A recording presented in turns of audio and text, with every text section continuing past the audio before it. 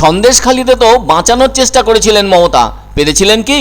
তাই উনি জানেন যদি ভূপতিনগরের সত্যি ঘটনা সামনে আসে তাহলে ভোট করানোর লোক থাকবে না। তাই এসব নাটক করছেন বলে কটাক্ষের সাথে বললেন বর্ধমান দুর্গাপুর লোকসভা কেন্দ্রের বিজেপি প্রার্থী দিলীপ ঘোষ। তবে লোকসভা ভোটের রাজনৈতিক লড়াই এখন মধ্য গগনে। রাজ্যের মধ্যে এক হাই ভোল্টেজ লোকসভা আসনে পরিণত হয়েছে এই বর্ধমান দুর্গাপুর লোকসভা কেন্দ্রটি। প্রতিনিয়ত এই কেন্দ্রের বিজেপি প্রার্থী দিলীপ ঘোষ তৃণমূল সরকারের বিভিন্ন ইস্যু নিয়ে সরব হচ্ছেন। আর তাই প্রতিদিনের মতো বৃহস্পতিবার বর্ধমানের নারীগ্রামের খাসারডাঙ্গা হেড সেন্টার ময়দানে প্রাতঃভ্রমণে যান বিজেপি প্রার্থী দিলীপ ঘোষ। সেখানে প্রাতঃভ্রমণ সেরে নারীগ্রামে চায় পে চর্চায় যোগ দেওয়ার পর সাংবাদিকদের প্রশ্নের উত্তর দিতে গিয়ে ভূপতিনগর সম্পর্কে একের পর এক মন্তব্য করেন তিনি। দিলীপবাবু বলেন, সন্দেশখালিতে তো মমতা অনেক বাঁচানোর চেষ্টা করেছিলেন, পেরেছিলেন কি? উনি জানেন এনআইএ যদি সঠিক তথ্য বের করে তাহলে ভোট করানোর লোক পাবেন না, তাই এসব করছেন।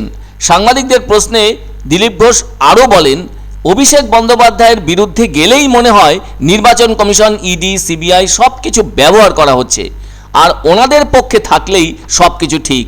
তৃণমূল প্রার্থী কীর্তি আজাদের প্রচার নিয়ে বিজেপি প্রার্থী দিলীপ ঘোষ বলেন, ঘোড়ায় চড়ে ঘুরলে পরিশ্রম হয় নাকি?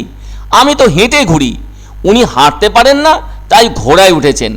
লোকে তো বিয়ের সময় ঘোড়ায় ওঠে, উনি এখন কেন উঠছেন বুঝতে পারছি না। তবে কোনো সময়ই দিলীপ ঘোষ তার প্রতিদ্বন্দ্বী তৃণমূল প্রার্থী কীর্তি আজাদকে কেন্দ্র করে সমালোচনা করার কোনো সুযোগই কিন্তু ছাড়েন না। বিশ্বকাপ জয়ী ক্রিকেটার কীর্তি আজাদ বর্ধমান দুর্গাপুর আসনে তৃণমূল কংগ্রেসের প্রার্থী হয়েছেন। প্রচারে বেরিয়ে ওই লোকসভা কেন্দ্রের বিভিন্ন এলাকায় ঘুরছেন তিনি। কখনো পায়ে হেঁটে প্রচার সারছেন, আবার কখনো তিনি হুটখোলা গাড়িতে চেপে প্রচার করছেন, আবার ঢাক ঢোল বাজাতে বাজাতেও কিংবা ঘোড়ায় চড়েও প্রচার সারছেন কীর্তি আজাদ। বর্ধমানের রায়ন গ্রাম পঞ্চায়েত এলাকায় ঘোড়ার পিঠে চেপে ভোট প্রচার করলেন তৃণমূল প্রার্থী কীর্তি আজাদ, যা নিয়ে কটাক্ষ করেছেন দিলীপ ঘোষ। আবার ওখান থেকে এদিন তিনি চা চক্রে যোগ দেন। এমনকি কীর্তি আজাদ তার স্ত্রীকে সামনে রেখে ভোট চাইছেন বলে অভিযোগ তোলেন বিজেপি প্রার্থী দিলীপ ঘোষ। তিনি বলেন, অসুস্থ স্ত্রীকে দেখিয়ে ভোট হবে কি? ফলে সবাই বুঝে গিয়েছেন ওর দ্বারা হচ্ছে না। দিলীপবাবু বলেন, পশ্চিমবাংলার মানুষ অনেক বেশি সচেতন, ধন্যবাদ জানাবে, সহানুভূতি জানাবে, কিন্তু কেউ ভোট দেবে না। তবে অদ্ভুত কথা, ভোটে তো উনি দাঁড়িয়েছেন, তাহলে নিজের স্ত্রীকে দেখাচ্ছেন কেন? এদিন কিন্তু শুধুমাত্র কীর্তি আজাদকেই নয়, নারীগ্রামের শাসক দলকেও খোঁচা দিতে ছাড়লেন না দিলীপ ঘোষ।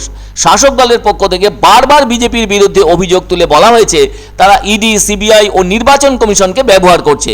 এ ব্যাপারে দিলীপ ঘোষের মতে, গত পঞ্চায়েত নির্বাচনের সময় তৃণমূল তো দারুণভাবে নিজের ক্ষমতা বলে পুরো দস্তুর মতো দাদাগিরি করেছিল। আজ সেই দাদাগিরির কাজটি করতে পারছে না বলেই অভিযোগ তুলে যাচ্ছে তারা। তিনি আরও বলেন, যতদিন ওদের হয়ে বলা হবে ততদিন সব ঠিক থাকবে। ওরা তো রাজ্য নির্বাচন কমিশনের সঙ্গে চাকর বাকরের মতো ব্যবহার করে, ভোটটা করিয়ে নেয়, আর আজ দাদাগিরি বন্ধ হয়ে গিয়েছে, তাই এসব কথা মনে হচ্ছে বলে জানান দিলীপ ঘোষ।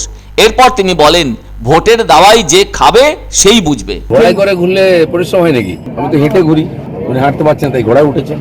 লোকে বিয়ের সময় ঘোড়ায় ওঠে, এখন কেন উঠেছেন আমি বুঝতে পারছি না। সুস্থ স্ত্রীকে দেখিয়ে ভোট হবে নাকি? পশ্চিমবাংলার মানুষ অনেক সচেতন, ধন্যবাদ জানাবে, সহানুভূতি জানাবে, ভোট দেবে না কেউ। ভোটে উনি দাঁড়িয়েছেন, স্ত্রীকে দেখাচ্ছেন কেন?